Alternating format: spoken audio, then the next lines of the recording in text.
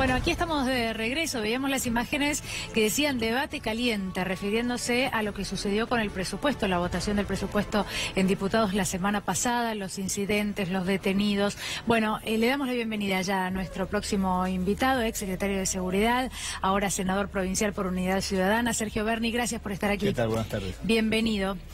Bueno, citamos varias veces y recordamos los operativos cerrojos realizados en Panamericana, intentando que no hubiera ningún tipo de incidente, que los autos pudieran circular.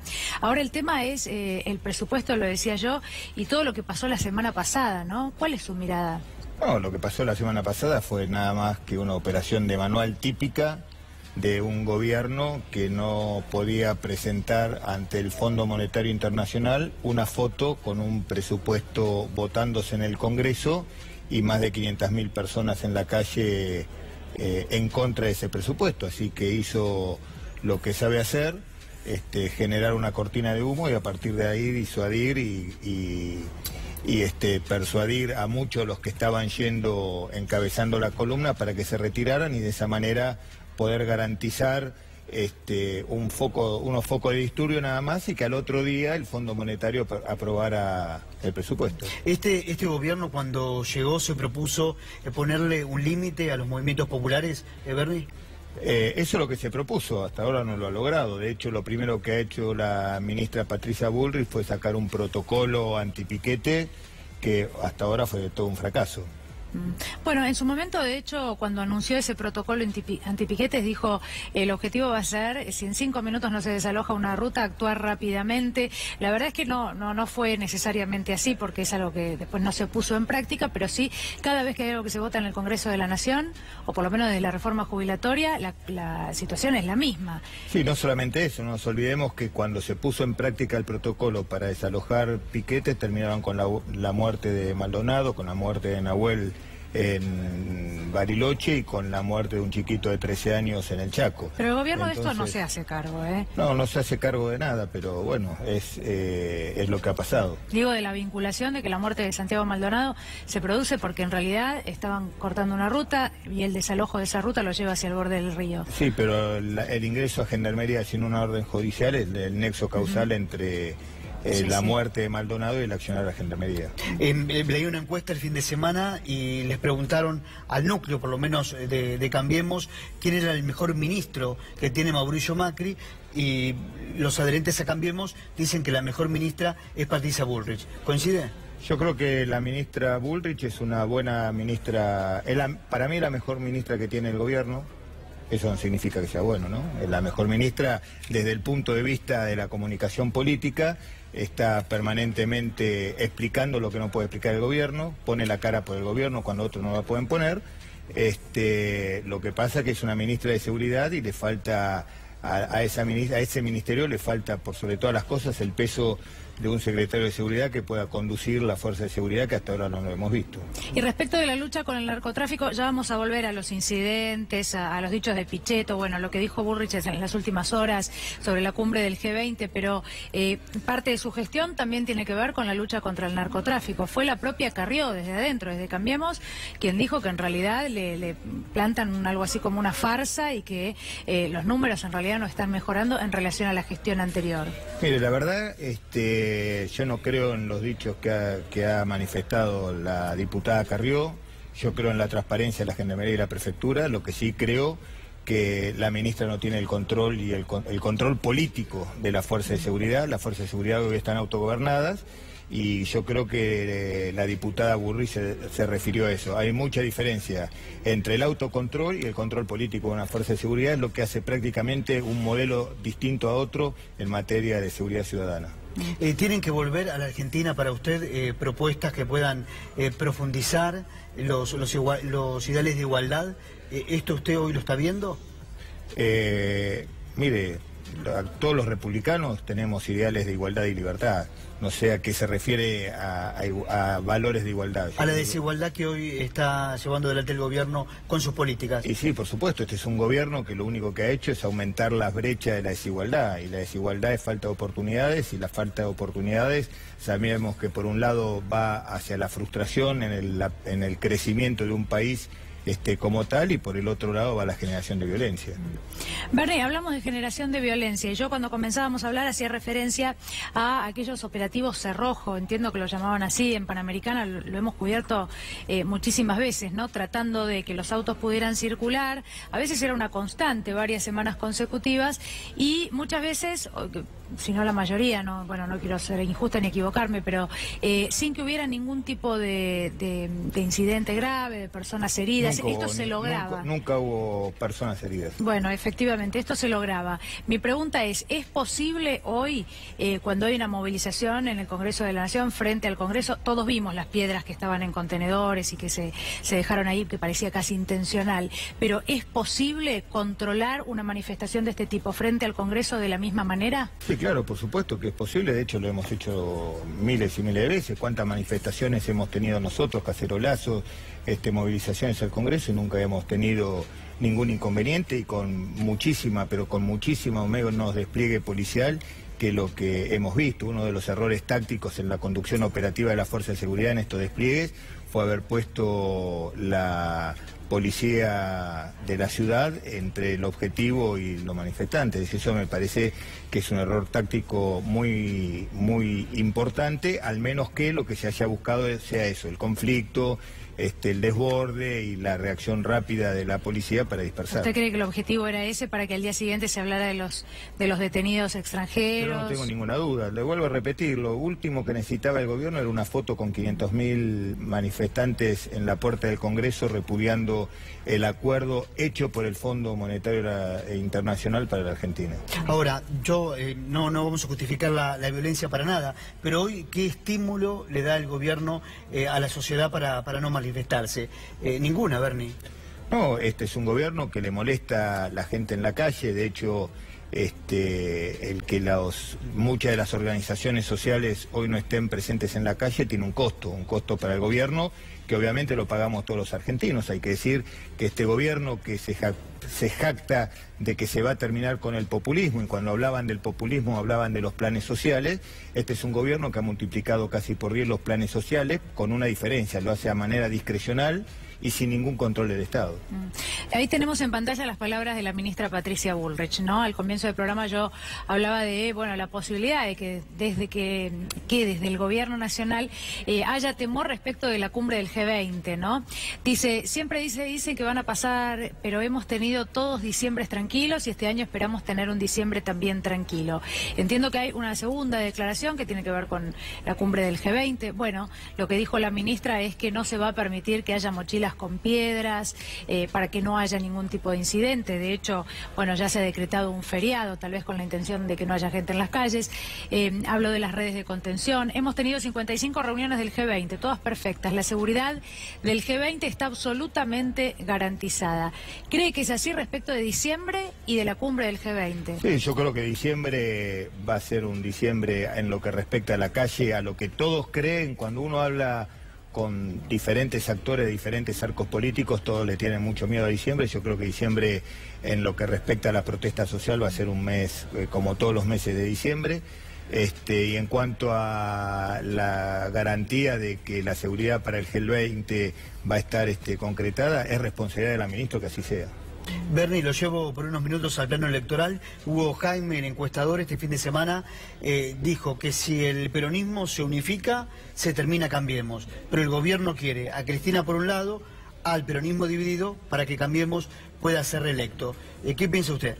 Yo pienso que más allá de la unificación de los dirigentes, que es una mera especulación numérica, yo no creo en las especulaciones numéricas. Es como tampoco creer en los matrimonios por conveniencia. Nosotros no tenemos que unirnos porque tenemos un enemigo a quien ganarle enfrente, tenemos que unirnos porque tenemos una visión igual de país, tenemos una mirada hacia futuro y además, por sobre todas las cosas, tenemos una historia. Yo creo que la unidad del peronismo se debe dar de abajo hacia arriba, no de arriba hacia abajo. Yo creo que esas unidades de arriba hacia abajo, que son meramente especulativas, no conducen a nada. la política no es una ciencia exacta, no es matemática, 2 más 2 no son 4. ¿Esto qué quiere decir? Que los votos de Massa más los votos de Pichetto más los votos de Urtubey más los votos no dan una sumatoria total, y yo creo, vuelvo a repetir, que la unidad hay que construirla pero de arriba hacia abajo, que es la unidad que estamos construyendo todos los días, con todos los militantes, con todos los ciudadanos, cuando recorremos los barrios, cuando recorremos las diferentes instituciones, hay una voluntad y una necesidad de avanzar en un modelo de país distinto, y ven en Unidad Ciudadana ese modelo de oposición que se va a oponer firmemente a Macri en 2019. Sin embargo, a Cambiemos, sumar a los radicales, pese a que era el propio Alfonsín quien había dicho que el límite era Mauricio Macri, le sirvió para llegar hasta donde están hoy. Así les va. Bueno, pero han logrado un gobierno por 4 años. Pero, está bien, pero esas son las cuestiones en las que yo no creo. Yo creo que no se puede pensar solamente en ganar un gobierno, se tiene que pensar cómo hacer un país mejor, cómo hacer para salir de esta gran hecatombe económica, cómo vamos a hacer para crecer, cómo vamos a hacer, mire, yo soy de la provincia de Buenos Aires, cómo vamos a hacer para que los chicos tengan una educación. No existe modelo de provincia productiva sin una educación. Usted quiere ser gobernador en la provincia. Sí, por supuesto, y para eso nos preparamos todos los días. Yo vengo de recorrer Moreno, 74 días sin clase, sí. Los chicos, en general, estamos ya prácticamente en noviembre, el conflicto con los docentes sigue estando vigente, 30 días sin clase. La verdad que no hay un modelo productivo que pueda tener una base si no está anclado fuertemente en un modelo de educación. Y en ese sentido nosotros tenemos que tener una visión estratégica y por sobre todas las cosas una visión con fuerte convicción. Las uniones por convicción, los matrimonios por convicción a mí no me cierran nunca. Respecto de la seguridad en la provincia de Buenos Aires, ¿qué es lo que cree que se debe hacer para de una vez por todas resolver la situación de inseguridad que se vive hoy? Para empezar, no hay posibilidad de generar ningún plan de seguridad por fuera de un modelo de inclusión social. ¿Qué quiere decir con esto? Que la seguridad, a todos aquellos que creen que la seguridad se soluciona con un patrullero más, un patrullero menos, más policías, menos policías, miran el problema por el ojo de una cerradura. El problema de la seguridad es un problema muy complejo, es como una cadena que lleva muchos eslabones. Hoy lo más urgente, lo más necesario, lo que hay que generar ya es una profunda reforma en el sistema penitenciario. Si usted toma las estadísticas, el 85% de los delitos graves está generado por personas que son reincidentes y que son menores. ¿Eso qué significa?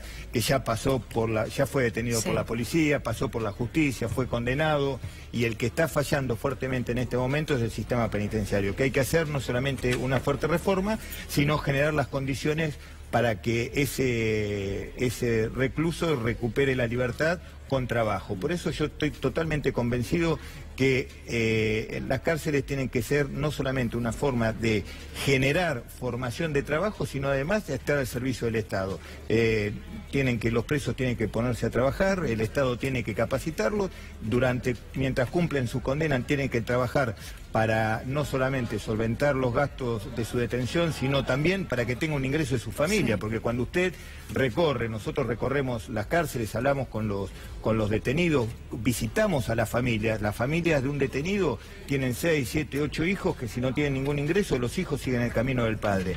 Entonces, a los reclusos hay que darle trabajo adentro de las cárceles, ese trabajo tiene que estar volcado en la vía pública, en la producción de caminos, en generación de ferrocarriles, en generar escuelas, y desde ahí sostener a su familia, y una vez que salen, cumplen con su condena, estar ya enganchado en el sistema laboral y es no muy volver interesante lo que dice, delincuente. porque nadie pone la mirada en eso, y es un gran problema que tenemos los argentinos como sociedad.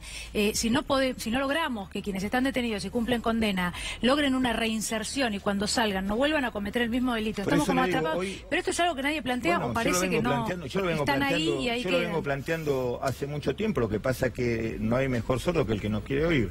Hoy las cárceles son un depósito de detenidos que tienen sentencia. Esos detenidos hay que resociabilizarlos. ¿Cómo hay que resociabilizarlos? Hay que capacitarlos, hacerlos trabajar. ¿Para qué hay que hacerlos trabajar? Primero, para insertarlos en el plano laboral cuando terminan su condena, y aparte para que sostengan a su familia. Entonces, me parece que el Estado está haciendo una fuerte inversión y no hay mejor manera que ese recluso devuelva esa inversión que está haciendo en el recluso a través de trabajo en el Estado. Le vuelvo a decir, generando caminos, haciendo ferrocarriles, construyendo escuelas. Bernie, ¿usted qué opinión tiene sobre la prisión preventiva? ¿Para usted la prisión preventiva es una pena anticipada? Y de paso le pregunto, ¿Cristina Kirchner hoy sufre una persecución política? No tenga ninguna duda que sufre que sufre una gran persecución política, y obviamente la Constitución es muy clara. La prisión preventiva es una excepción en todo debido proceso, no es la regla. Hoy se ha invertido esa ecuación y para algunas circunstancias y para algunos actores la regla es la prisión preventiva y la excepción es la libertad esperando la sentencia, que es en definitiva quien da la culpabilidad o no del acusado. Mire, le voy a leer una frase de Máximo Kirchner del fin de semana, a ver si para usted esta frase tiene que ver con Cristina Kirchner. Máximo dijo el día sábado, en La Matanza, no se puede repetir aquello que fue. Lo que hay que recuperar es el espíritu transformador. ¿Esto lo dijo por la madre? ¿Qué analiza usted? No, yo creo que la obligación de cualquiera que militamos en política, nosotros nunca tenemos la obligación nunca de repetir, sino de poner en marcha el espíritu transformador. De eso se trata, sobre todo el peronismo. El peronismo de Evita es revolucionario y transformador, si no, no es nada. Y nosotros tenemos la obligación no solamente de ganar las próximas elecciones, sino generar las condiciones para formar un gobierno mucho mejor a los que fueron los últimos 12 años. Habló en las últimas horas el senador Pichetto. Creo que tenemos el corte para compartirlo, a ver si podemos escuchar lo que dijo. Se refirió a las Fuerzas Armadas. Bueno, hace tiempo que las expresiones, pues también quiero preguntarle por lo que sucedió en Brasil, el triunfo de Bolsonaro, pero que bueno, nos estamos como acostumbrando a escuchar expresiones que tienen que ver con el regreso de la mano dura, con una actitud más firme, incluso en la sociedad reclamos de mayor firmeza para la justicia, para las fuerzas de seguridad. Bueno, Pichetto esto decía. Argentina tiene una estructura militar totalmente vaciada y desarmada. Y tiene un territorio totalmente vacío, inerme, que es la Patagonia. Rica en recursos naturales, en petróleo, en gas, en minería, en litio, en uranio, en una riqueza atlántica impresionante. La Argentina tiene que iniciar un debate en serio político de reconstrucción del diálogo y la relación con las Fuerzas Armadas. Tiene que volver a una política de defensa nacional, de provisión de equipamiento, volver a restablecer una estructura de equipamiento de las Fuerzas Armadas nacional. En fin, me parece que son grandes los desafíos que el país tiene, partiendo de la base que la etapa de la dictadura ya culminó y que incluso los responsables todavía están presos, y que toda la estructura de oficiales de las tres fuerzas nada tienen que ver con esa etapa. Hay que mirar el presente y el futuro del país y reconstruir las Fuerzas Armadas. El celo va a criticar, si te tocara llevar adelante este debate. Hay que salir del discurso políticamente correcto de la izquierda porteña, que las Fuerzas Armadas, eso nos condena a la decadencia, a la Argentina de las villas, 4.800 villas.